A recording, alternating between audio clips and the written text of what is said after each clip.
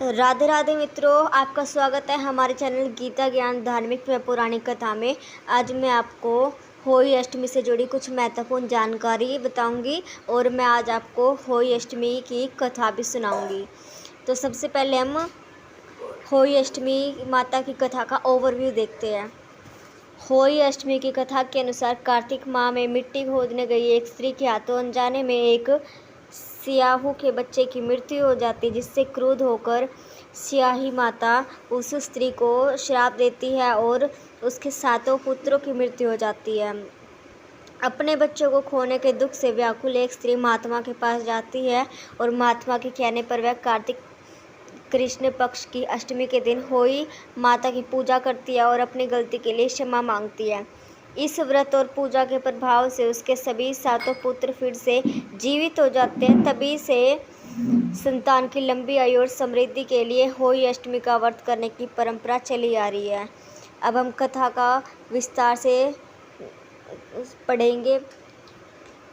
एक साहूकार की पत्नी अपने घर के कामों के लिए जंगल से मिट्टी लाने गई थी। मिट्टी खोदते समय उसकी कुदाल से अनजाने में एक स्याही के बच्चे की मृत्यु हो जाती है। स्याही की माता इस घटना से क्रोधित होती है और उस स्त्री को श्राप देती है कि उसके भी सभी 7 पुत्र एक एक करके मृत्यु को प्राप्त हो जाएंगे। स्याही माता के श्राप के कारण एक एक करके साहूकार के 7 पुत्रों की मृत्यु हो जाती है, जिससे घर पर दुखों का पहाड़ टूट पड़ता है।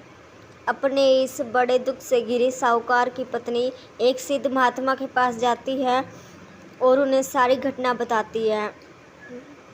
महात्मा उसे शाही और उसके बच्चों का चित्र बनाने और कार्तिक कृष्ण पक्ष की अष्टमी के दिन होली माता की पूजा कर अपनी गलती के लिए क्षमा मांगने की सलाह देते हैं।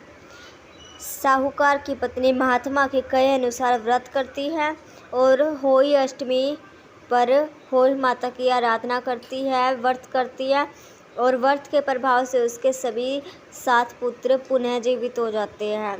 तभी से संतान के लिए होली अष्टमी का व्रत और पूजा करने की परंपरा चली आ रही है। होली अष्टमी के दिन होली माता की पूजा की जाती है। होली माता को माँ पार्वती का अवतार माना जाता है। धार्मिक मान्यताओं के अनुसार होली माता की पूजा करने से वह संतान की रक्षा करती है। तो मित्रों, आपको कथा कैसी लगी कमेंट सेक्शन में ज़रूर बताना और अगर आप हमारे चैनल पर नए हैं तो हमारे चैनल को सब्सक्राइब करना ना भूलें। हमारे चैनल को सब्सक्राइब करके बेल आइकन को ऑन ज़रूर कर दें ताकि हमारे आने वाली हर नई वीडियोज़ आपके पास पहले पहुंच सके। और कमेंट में राधे राधे ज़रूर लिखना और इस वीडियो को शेयर ज़रूर करना। Thanks for watching.